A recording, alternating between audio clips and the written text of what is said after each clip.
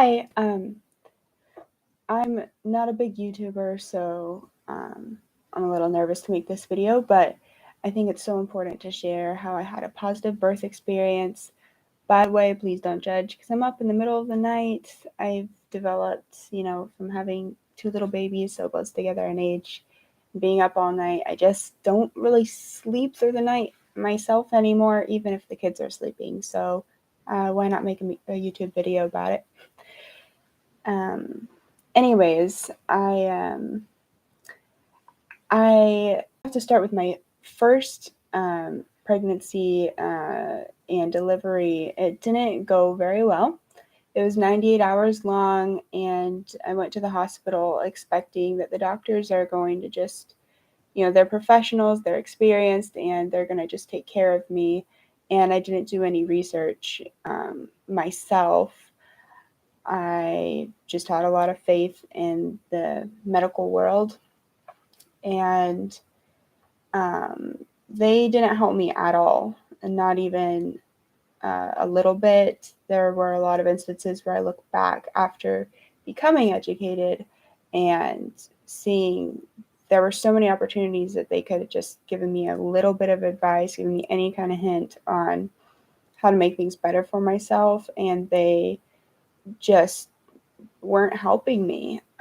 They and one of the midwives had told me at one point, this is a highly litigious field where people are really afraid of getting sued, and so they don't give you um, any advice outside of, they just have this book and they have to follow um, this book as if it's a flow chart for what to do next for the person, and it's not about what's best for the person, but it's about not getting sued.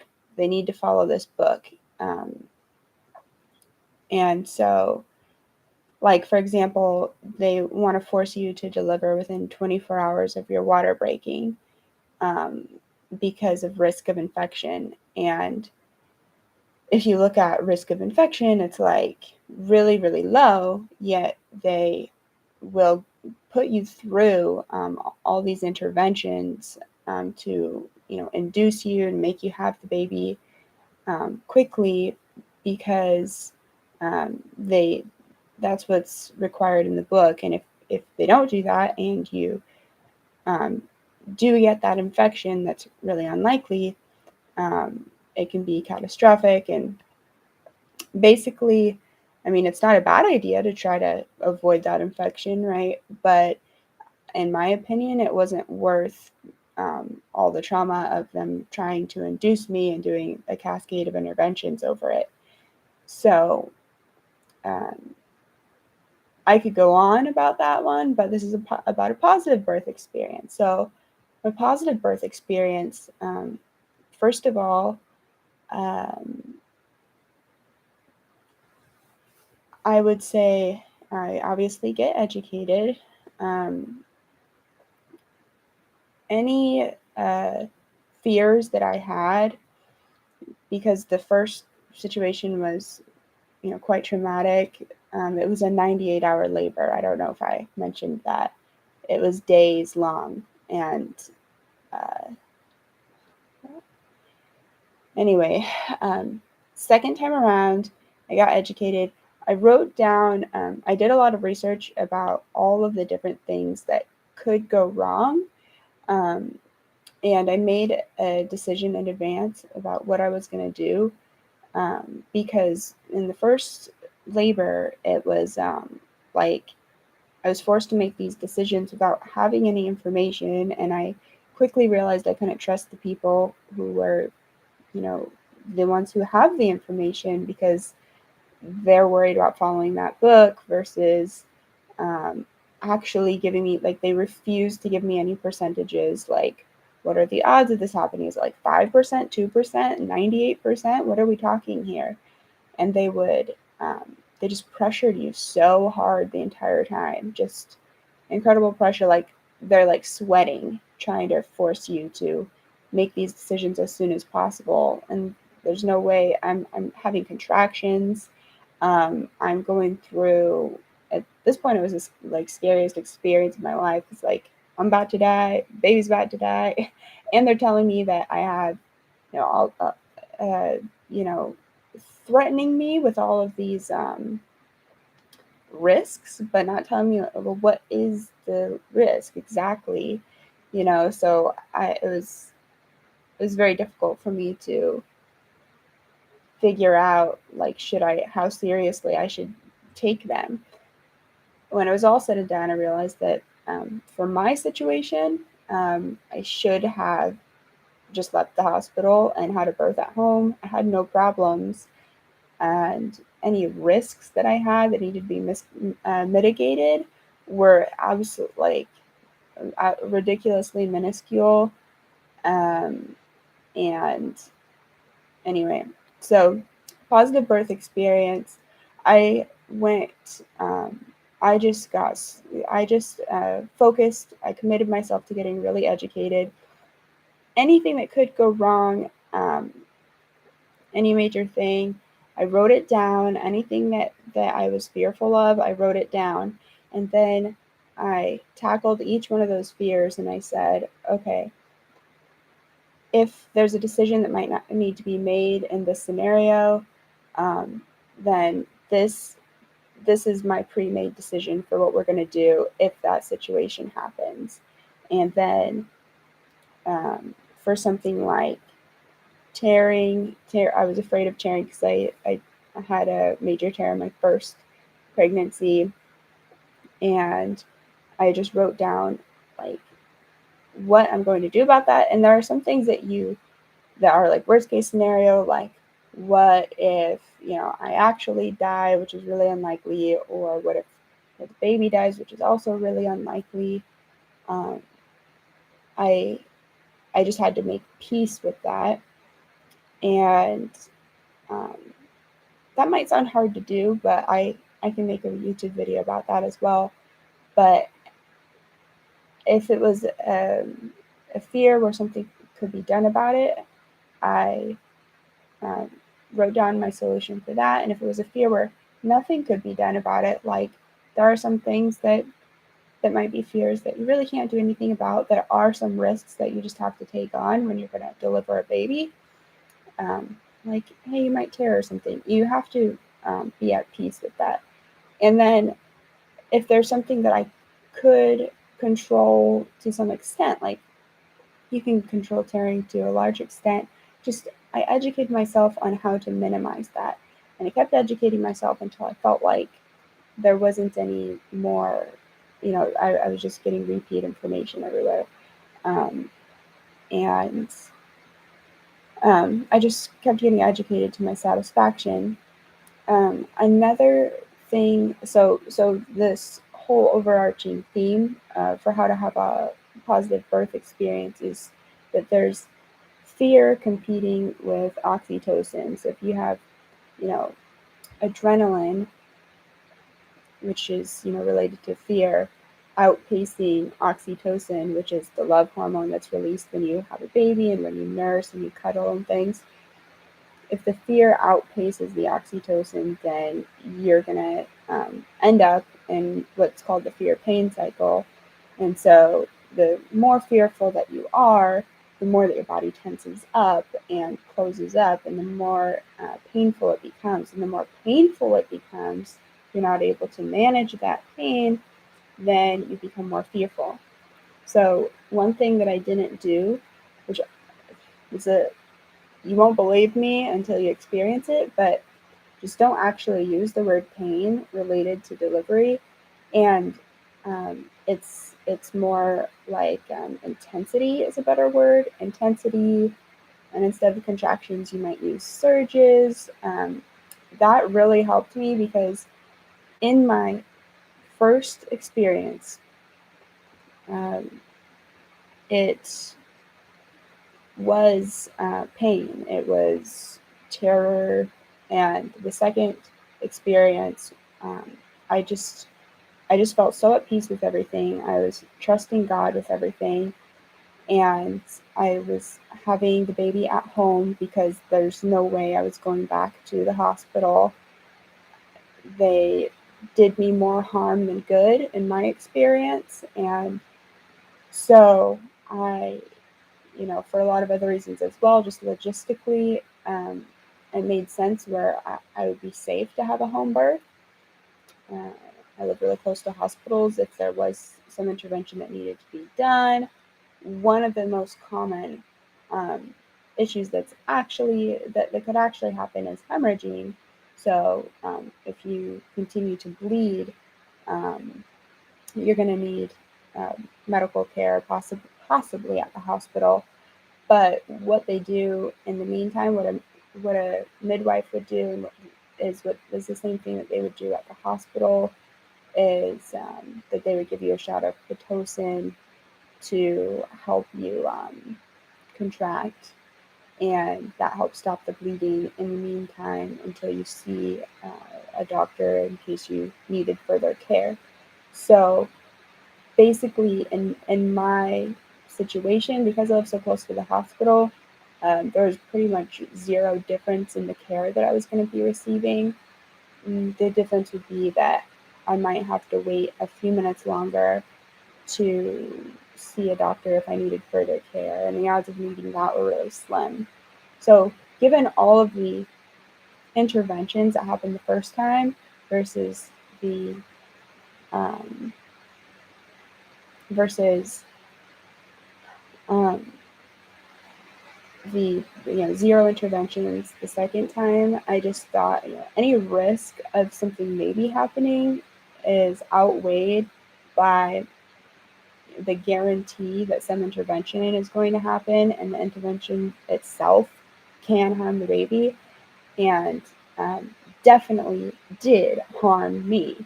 Um, all those interventions and them just keeping me in labor because they were keeping me in this terror mode and trying to terrorize me the entire time. Kept me in labor for days at a time, and um, just the simplest things could have helped me, like just telling me, "Oh, hey, you should walk. Walking is really important." Um, so get really educated. Basically, I can simplify the education part for you, which is to go to Bridget Taylor's YouTube channel and go crazy on her videos. Just like I watched a good portion of them, and she has meditations on there, which I listen to frequently. I visualize the birth. Oh my gosh. I do have my birth story in another video, which you can find on my channel.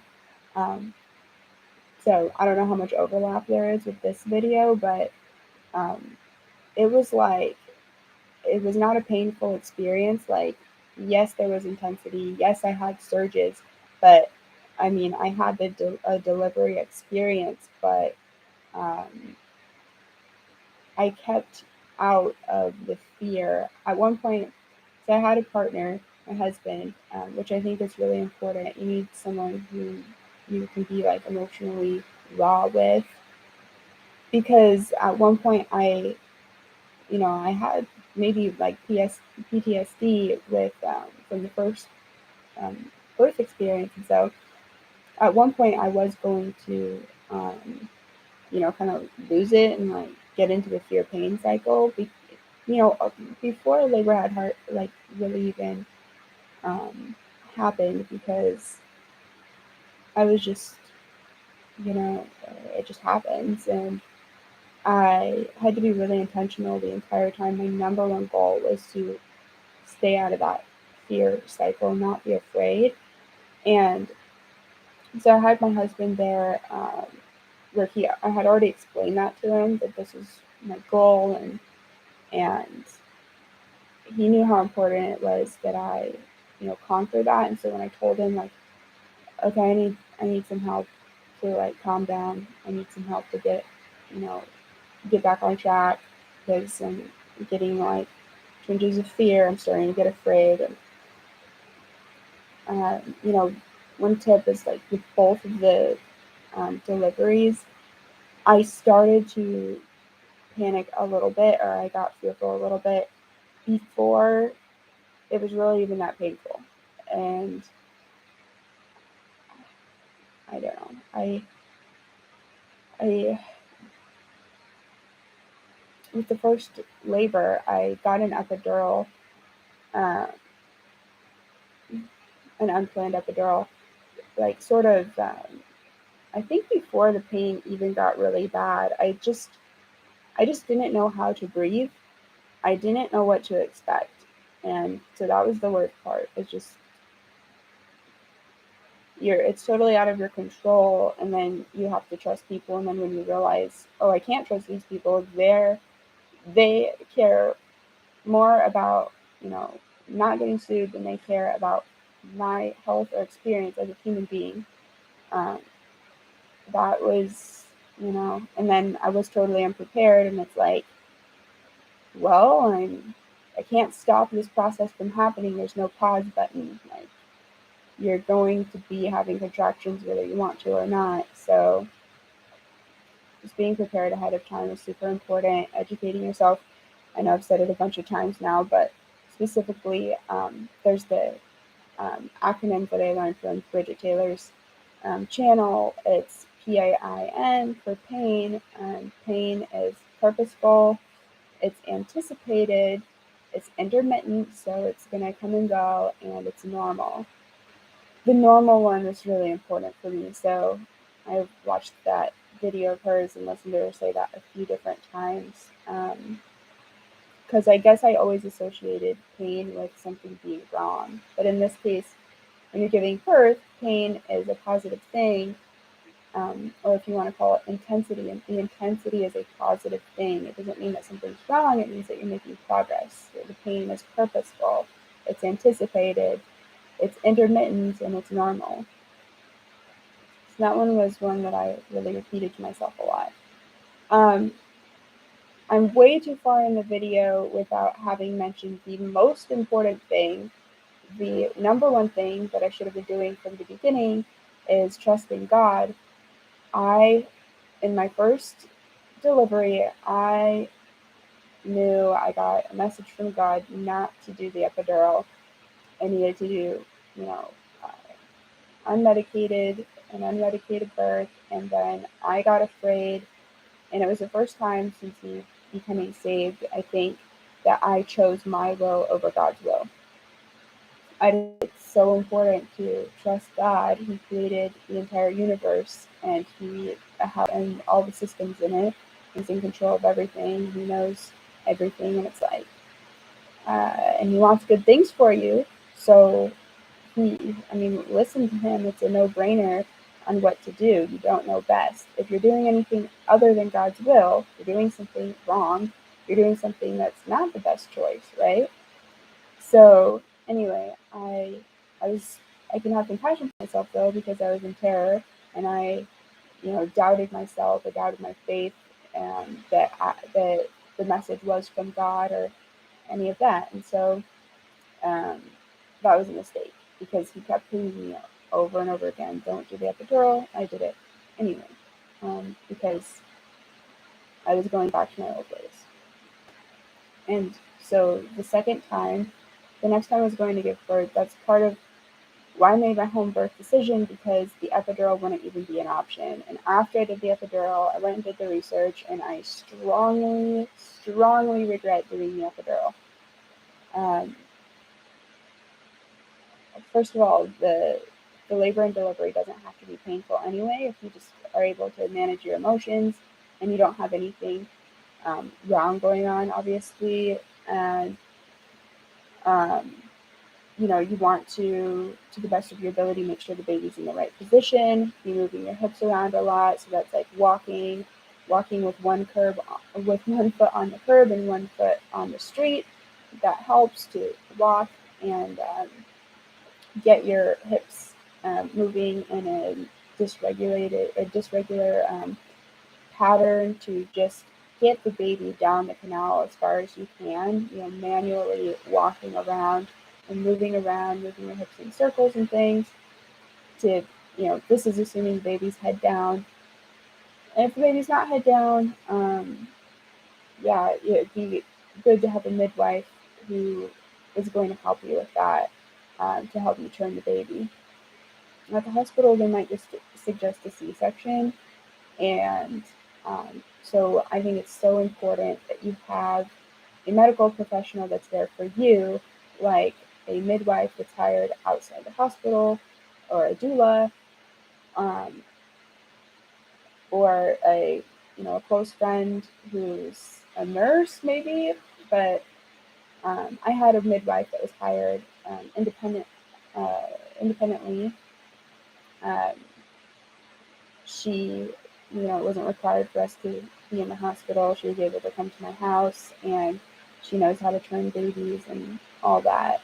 And so, assuming that everything is in place, um, then it just comes down to breathing, managing your emotions, opening up your jaw, and um, because your jaw is related to your downstairs. So when you're um, relaxing your jaw, your pelvic, you know, floor opens up as well. Um, and yeah, that's really what it's about. After that is the mentality. Oh, so I forgot to finish my story about um, what happened with my first labor. What went wrong with it is I wasn't trusting God, and so like I said, I was in labor for 98 hours. Well, at around 96 hours, um, they were going to come and check me one more time because the pitocin wasn't working. They're trying to induce me. My body was just not opening up. I was at 6 centimeters for days, and they kept, misdiagnosed my dilation at one point, and so I went home and came back like multiple times over the course of days, all the while having contractions and being in terror. Okay, because I wasn't prepared. I thought they were going to help me. Anyway, it's at 6 centimeters, dilated for days on end, and um, they said, okay, we're going to come back in 15 minutes and check you. And if you're not at 10, if you don't go from 6 to 10 in the next 15 minutes, then we're going to suggest a C-section. And suggest a C-section means that they're going to keep badgering me, practically headbutting me until I agree to do what they want me to do. That's sorry. I think it's important that people know that is how it works, and it's horrific. Anyway, um, so finally, we were, I just prayed because um, uh, I realized that that's the first thing that I should have done, and I thought, popped into my head to pray, and I was like, oh my gosh, obviously I need to pray, and so I prayed. I had an epidural at this point, but I was able to sit up and lean forward, and I was kind of I had my feet propped upward, so I was kind of in the squatting position, sitting up on the table, and I was breathing, and I was trying to deep breathe, but I didn't know how to breathe because I didn't do the research ahead of time. I just tried to copy, what they do on movies or whatever. And so I had my husband there, and we were praying together, and we were just praying that my cervix would open up. We were just praying that I would dilate, that by the time we get here, I'll be dilated fully. And we were just talking about, um, God, please deliver this baby. Please open me up, take control of the situation, all this good stuff. I was just imagining him delivering the baby, and you know, in a loving way that he does things, in the peaceful way, gentle way that he does things. And just when they came to check me, like they said, um, and in 15 minutes, I had dilated from 6 centimeters to 10 plus 1, which means that I was not only at 10 centimeters, but the baby was also coming out. And so I pushed for about 2 more hours after that, and then my first child was born. And um, so the second time around, I decided obviously pray first. don't go for 4 or 5 days without realizing that you need to pray because you're in panic mode. So pray first and pray continually, the Bible says. And so I was just worshiping God. I was in my bathroom singing. Um, One thing that I was afraid of was actually dying, I guess, or the baby dying. And so I kept singing the song, It Is Well With My Soul. And Carrie Underwood does a good version of that song. And I was just, It Is Well With My Soul is a really good song choice for me, given what my fears were, because that song is based on a man who lost everything worldly, and then he also lost his family in a boat accident, and he had several children, and all his children and his wife died. It was kind of like a Job story. And then after that, he wrote the song "It Is Well With My Soul," and it was just such an amazing um,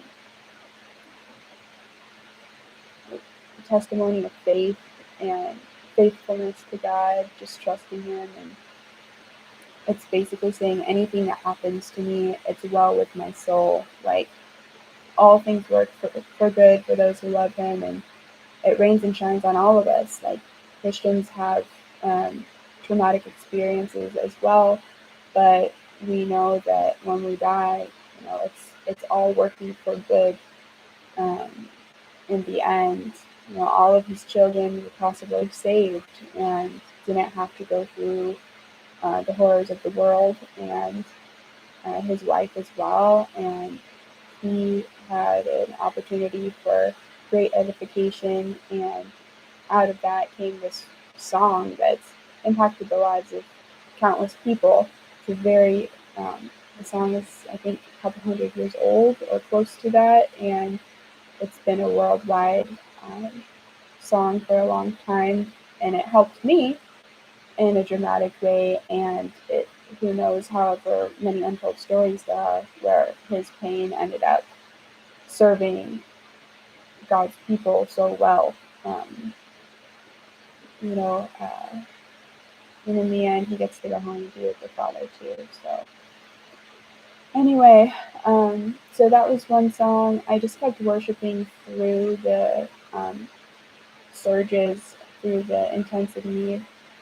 And another big thing is really when you, in between contractions, you really want to take advantage of the rest. So when it's time to rest, there's a time to rest, and there's a time to sow, there's a time to harvest, there's a time to rest, and there's a time to breathe through your contraction.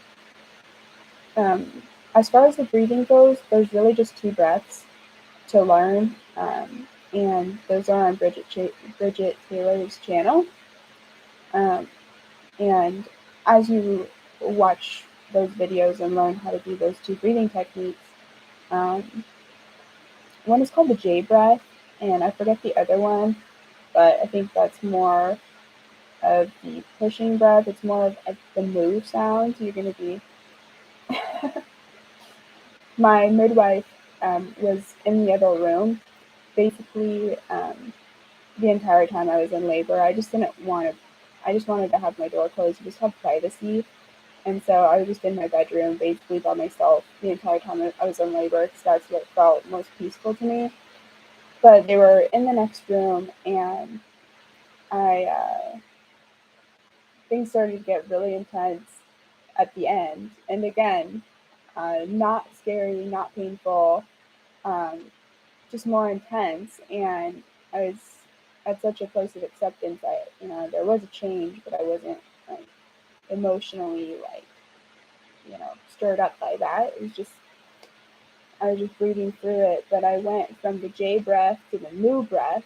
And when I started doing the moo breath, because the J breath wasn't doing it for me anymore, the midwife came in, and my husband said that she said right before she walked in, that's the sound of somebody in labor. So when you're really in labor, you might transition to that moo breath, because you're trying to, figure out, oh, the J breath isn't working anymore. I need more air. And actually, she came in, and I only had to do the mood breath for a short amount of time. I think I had 3 contractions after she walked in, and it was I had already known that I was able to push several hours ago, but I didn't want to push because I was 9 centimeters dilated and not 10.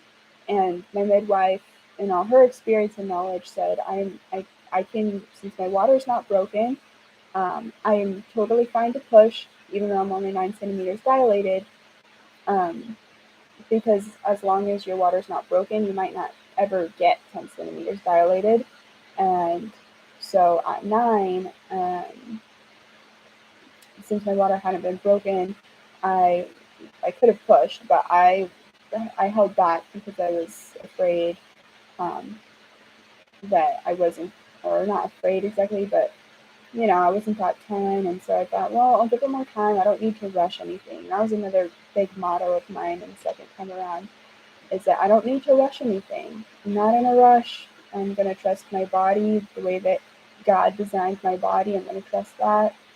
And um, so, and I already did my own research on like things that could go wrong. And if none of those things are going wrong, then why would I rush things, and why would I not trust my body? So anyway, on that third contraction, I was all in one go where I pushed because I decided what brought on the mood breaths is that I was satisfied. I had waited many, many hours, and the dilation didn't change. And I was still at 9, so it appeared I wasn't going to get to 10. So I thought, maybe if I just push a little bit, something will happen. And sure enough, that kicked off the real um, delivery, the real contractions, where I was actually pushing and giving birth.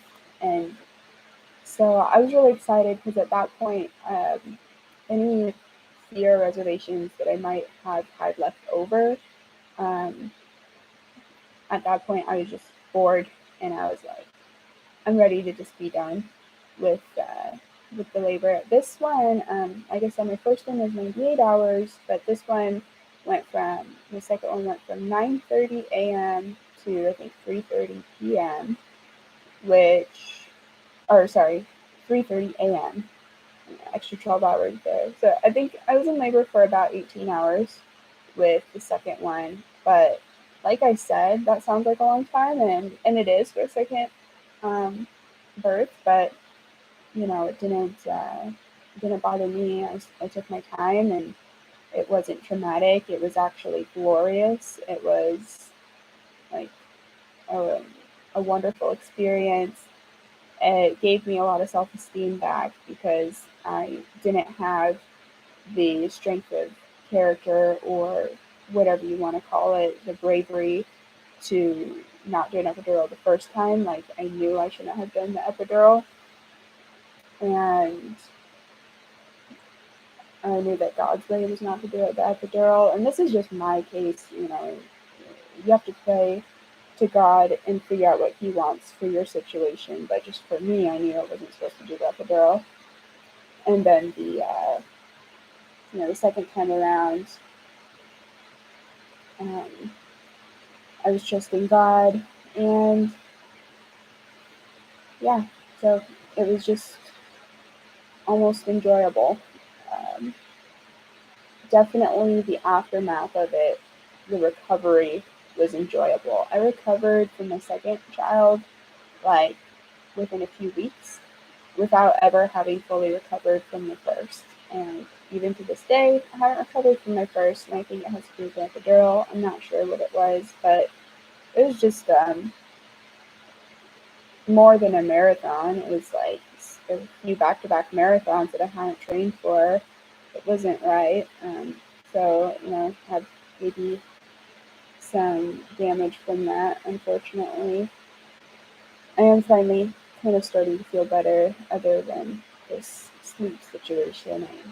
I'm up at night, and I don't know what the deal is with that. So anyway, um, of course, I'm going to try to remake this video and make it shorter and more to the point, and just get all the best parts out. But I wanted to share how to have a positive birth experience. Get a recap here. Get a midwife. Consider having a home birth if that's um, logistically the right option for you. I live super close to the hospital, so it makes sense. And I also felt that since the most important thing is emotional regulation, statistically, I, that's what determines how many interventions you have and determines your outcomes. More than anything, it appears in my research that you're conquering a fear over the situation is the key to success. And um, you, for me, and for I think just about any other human being, the way to conquer the fear is to get educated, have all the answers ahead of time so that there's not fear of the unknown. Make decisions ahead of time so that you're not rushing to make a decision in the moment and being uncertain after that. And knowing what to expect, knowing how to breathe, and um, first and foremost, having a foundation in faith, trusting God, having all of your fears answered because you have God. If you're not a religious person, then that's a different walk of life, and um, maybe it's a good time to get a relationship with God, especially if you're going to have a child. Yeah, you're going to need some help. So there is no manual that the world gives us for raising kids, but the Bible, we do have the Bible, and even if you're not religious, you can um, probably respect the fact that this is a book that's thousands of years old, and it has informed the lives of you know um, human beings for thousands of years, and works well. Um, anyway, but beyond that, like having a prayer life with God and giving things up to God, accepting whatever God has in store for you, and praying and knowing that He works all things for good for those who love Him. So even if something did go wrong, it's you're gonna get through it. It's part of His plan. Also, when you do your research, you're gonna just find that the odds of something bad happening are really, really low, as long as you don't start getting on the intervention train. And once you start getting interventions, then there's you. Once you start diverging from the natural design, how God intended us to give birth, yeah, you're more likely to end up with problems because then everything has to be done. I don't think I need to explain it any further. Maybe I do.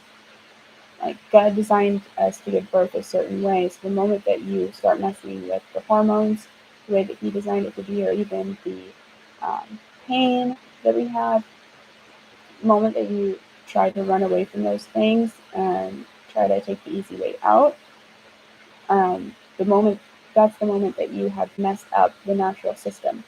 So, to the best of your ability, if you can do a natural birth, that is going to be the best case scenario. It's going to be the least painful and the least risky. But if you have to do interventions, obviously that's up to you, and I'm not a doctor. Um, but just avoiding it as much as possible. Like anybody is going to tell you to avoid interventions as much as possible. There are some people who have like scheduled inductions, and it's like, man, that's I know people personally who, and maybe there's a medical reason for it, but there are some people who just choose to do that just because they want to have the baby on a certain date to be on time for vacation or something, and it's like that does not go well for people. Just so you know, that might go well for some people, but what you're doing is you are just that's where risk starts to come into play where you have actual risk above a few percentages. Like, then you have to, as soon as you get an epidural, then you're more likely to have to get induced with Pitocin. And if you get induced with Pitocin, you're very likely to have to have a C-section. So that's how that whole situation works. So staying off of the epidural in the first place. Oh, by the way, after they do that to you, you get the epidural and then you have to be induced. And then when they do a C-section, there are all kinds of like monitoring things that they have to do for the baby to make sure the baby's okay. So it's like, if you can study pain management before the birth experience, that's super important. Just keep your own pain in check, keep your own fear in check, and that's going to be better than way better than an epidural. The epidural didn't even really work for me, and the recovery was, I don't know, kind of non-existent. At what point am I going to recover? Because it's been a couple of years. So it's been almost 3 years, it's been 2.5 years, and no, I haven't recovered from the epidural delivery. But with with my second baby, I was back to pre-pregnancy status within like a couple weeks.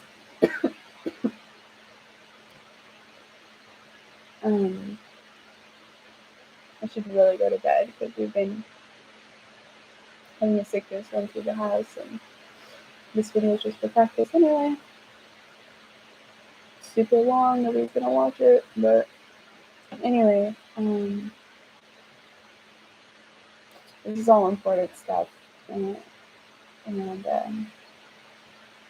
so I was just recapping on, having faith in God is so important, praying is so important, everything being in God's hands, and having Him be your real number one partner. Having my husband as my physical partner was helpful as well, but it was really just me and God in the room, and putting everything in His hands and worshiping Him, despite anything that may happen. I had a lot of questions too. Like, I think one thing that really made me fearful of the pain was that it says in the Bible that the pain in childbirth exists as a punishment to women for, the sin of taking the apple from the tree. So I just thought, like, this must be really painful because this pain is being delivered to us directly from God. So I don't want, God to serve me with pain because He's God. That must be really painful if it's coming from Him. But it really, when I didn't have faith in Him, it was a terrible experience. When I did put my faith in Him, I was putting Him at the forefront of everything. It wasn't even painful. I mean, I know I've said this several times. Like, yes, there was intensity, but was it pain? Not really. I mean, did I have contractions? Yes, but was it particularly unenjoyable? Not really. It was just, I was just giving birth. And so I think that there are provisions for us who, Eve, when she sinned, her sin behind taking the apple was choosing her own will instead of God's, obeying herself, allowing herself to be deceived, kind of like I was with the taking the epidural, being deceived into thinking that that's going to be the best way. Why does God want me to be in pain? That's not fair. And,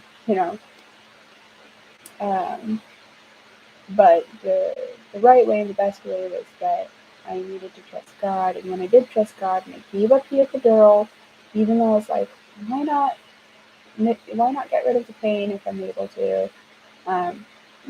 Definitely the best decision was to not take the epidural. So I'm so grateful for my second birth experience because it really recovered me, restored me, After having such a traumatic experience the first time, I felt I became empowered again. I had that self-esteem again where, like, I wasn't weak, but I was strong, and I conquered this fear. I conquered this situation. I was able to face the pain and manage it, and I just got redeemed in a way, in more than one way, I would say. And so now I have my testimony to tell you. I definitely do trust God and do trust His design of your body. I mentioned Bridget Taylor helping me a lot in her YouTube channel, and her channel is called Built to Birth, which I think that name makes a lot of sense. We are built to birth, where women were originally created to give birth, and it didn't have to be painful. And as I started to say, when you are choosing God and putting His will above yours and trusting Him above trusting your own intellect, then you are in alignment with God's original design. And I think that's what allowed me to have a pain-free birth, is that I wasn't in sin, trying to trust on my own mind and getting into this fear situation. I was just like, whatever happens, I accept it, God, and I trust you. Like, all things are working for good, and I was singing "It Is Well" with my soul when things, got intense. If any fears came up, I would just start, really getting loud with singing it, and I also had a jet bath at my house, which I thought was going to really help me a lot. But I remembered in my first delivery that it really slowed things down, I think. I thought it slowed things down for me because it did take away the pain so effectively. The pain is purposeful. Like, we want to have the that intensity, and because it's helping us progress. And so I laid off the jet tub um, in the very beginning because I didn't want to set myself up for a really slow labor. And so I didn't start doing the jets. I did the jets off and on a few times, mostly just out of comfort or like boredom, but not exactly to manage the um, pain. And then let's see, by the time, so just so you know, you don't need a jet tub, because by the time that I was really I was in labor for a long time again. So towards the second half of the labor, or at least the last 20 to 30% of it, I was really not using the jet tub at all anymore because it was just a lack of convenience. I was just, I didn't need that. And um, I just realized that I was more comfortable just being dry. And they all expected me to jump in the tub or whatever, like I was going to be so much more comfortable. But I was really just a lot more comfortable just giving birth right there on the floor. Um, I just, like I said, I had those last 3 contractions, and the third contraction is the third push, and all in one push, he was born. I had the ring of fire situation, which was really minimal. It was like a blessing. I had this little moment of doubt, which I'm told all people have this little moment where they're like, I can't do this is impossible. That flashed in my head, but then I was really glad because I knew that that means I'm about to give birth to the baby, because that's when that little moment happens. Even though it sounds like a discouraging thought, it was actually um, encouraging to me at that moment after I had it. And then his head was all the way born, and they were shocked because it's like um, his body was born as well, all in that one push. So it's like, you better catch this baby because he's coming out right now. And I didn't really communicate that with them, and she was just holding the baby, and I was just like, I was just kind of in shock. I didn't want to take him from her because I was staring at him like, that really happened. Like, I really did it. Like, surely I'm going to die now, because that's what I was, somewhere in my mind thought was going to happen. And No, I had a very minimal tear, which for me, in my experience, if anybody's afraid of tearing, just know like I had a really significant tear the first time, and I would say I don't remember that being painful. The fact of it happening was psychologically painful, but um, and then with the second tear, it's like I recall distinctly that I wouldn't have known that there was a tear unless they told me. It just didn't bother me at all, not even a little bit. And so, we imagine like, oh, if there's blood or your flesh gets broken, you know, at any other time, um, like if you get scratched with something, it's gonna hurt, but it really doesn't hurt when you're um, after you've given birth. It might hurt during the when it actually happens. Um, I am not sure. I did have the Ring of Fire thing going on, but again, that was another like moment that to me, it sounds kind of negative. I felt really encouraging to me because I knew that meant I'm about to have the baby. It's like the pain is like so minuscule that it's like um, more of just a positive thing. Like uh, again, let's see. I would say that was actually pain, just very, very minuscule pain, and the encouragement that came from it and positive feelings that came from it totally outweighed the quote unquote pain. So, um, and then they did say that I had a small tear. So that is probably the moment when I got that small tear. It's just your skin, stretching to the max, and uh, it's just very momentary. Um, that's part of why I think I decided to just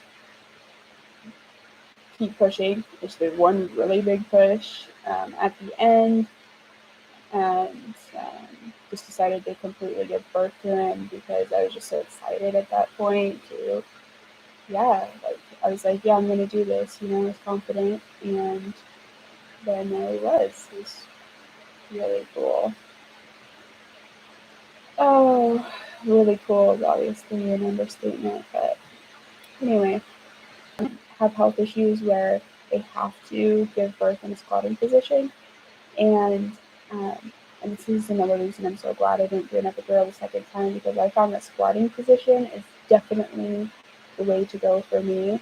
So if you look at different people, different people have different hip shapes, and it varies among races as well. And I think most of us are mixed race to some extent at this point in history, but you want to do some research and try to figure out like what hip shape you might have, and then try to figure out the best position for you. Like a lot of people, like somebody close to me, gave birth on her hands and knees, and she had like she hardly pushed at all. She was like 3 pushes and done.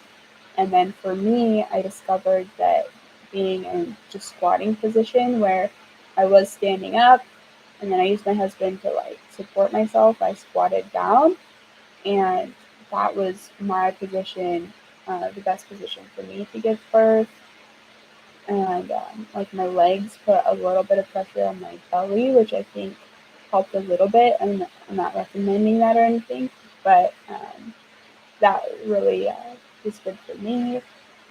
Um, Other people have sworn by giving birth on their side, and I think, of course, the answer is different for each person depending on your hip shape, and just kind of try to figure out your hip shape and then kind of try to decide, like look at it and just logically think about, what looks like the best position, what opens up this hip shape the most. Um, and if you're having trouble with that, um, I have more like really wide hips and I'm narrow on the side. And so I don't know, I'm more of like a pear shape, and um, I'm white as far as I know. So um, yeah, doing the squatting position, I think it worked really well for me, and I think it would work for most people. But I haven't done research to figure out what would work for most people. But just logically, I think that it was just so comfortable and it made a lot of sense and it's more natural. Another thing that I did to prepare myself and educate myself was, if you think about it, so like most people throughout history, we haven't had modern medicine. Modern medicine is distinct from modern times. And so, what did people do before modern medicine? What do people even do today who don't have access to healthcare? And so, I looked at some videos of, what people, how people just give birth naturally. And I noticed a lot of people go in squatting position. But more importantly, people are moving around. People aren't just sitting stagnant in one spot. I noticed the people who are moving around a lot more and changing positions. I think that's how you give birth, because you're shimmying the baby down the canal, and you are, whatever hip shape you have. What's important is that your hips are two separate bones, and so they can move independently of each other, especially when you're about to give birth. You have the relaxin hormone going in and really relaxing all your tendons in there. And that allows your hips to move around so that the baby can navigate down the canal and get into a good position for you to do those last couple pushes. So, whatever hip shape you have, just, you know, try to move around a lot. That's what I noticed, whether it's walking or getting on your hands and knees and squatting and, stretching and just, oh, yeah, getting, moving around, I think is really important. So, and a lot of people could have like hip misalignment. So I think I've had hip misalignment, or I went to the chiropractor while I was pregnant, and they confirmed it. And so, and when you go to the chiropractor and you do an adjustment, your muscles, your bones tend to move right back. Um, so it takes, you have to redo the adjustment several times. And so, more than likely, I probably did. And space is like much smaller, when it's the hips are slightly off. And so, um, I had this issue going on. So but moving around, it's like, even if my hips were misaligned, if I moved around often enough, then I'm getting back to that open space a lot more often, rather than if I just stayed here, it might be a 98-hour labor, because the hips never opened up enough to allow the baby's head to come out. So moving around is super important. So you at least get a window of time where the baby could come out. So especially during contractions, just move around. For my second birth, which went really well, I was on the bed just before pushing. What I was doing is I was trying to sleep, actually. But then I started doing the moo breaths, and I got up. I was on my knees on the bed, and I was grabbing the headboard, and I was just, moving around like this. And so my knees were on the bed like this. And so my hips were definitely able to just move around in that way. And I was just kind of like massaging him down. And I wasn't doing that completely intentionally, but looking back, I think uh, that might be important, um, because after that, when I got up, I went to the bathroom. I went into the bathroom because I knew I was about to give birth and I didn't want a mess on the bed and everything. So I went into the bathroom, and like I said, it was just 3 contractions, and the last contraction, it was just one big push where I gave birth to all of him at once.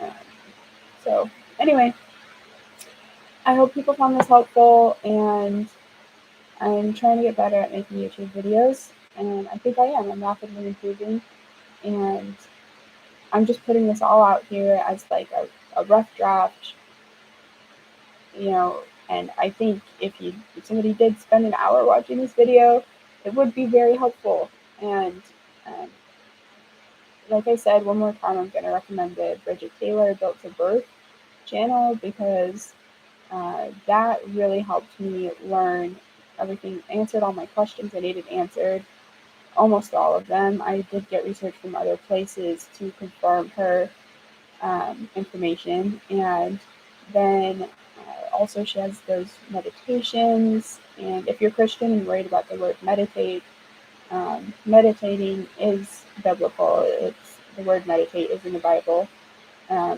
believe in King James Version. So anyway, I was meditating and using those meditations and just staying in check emotionally, and putting God first is the most important thing.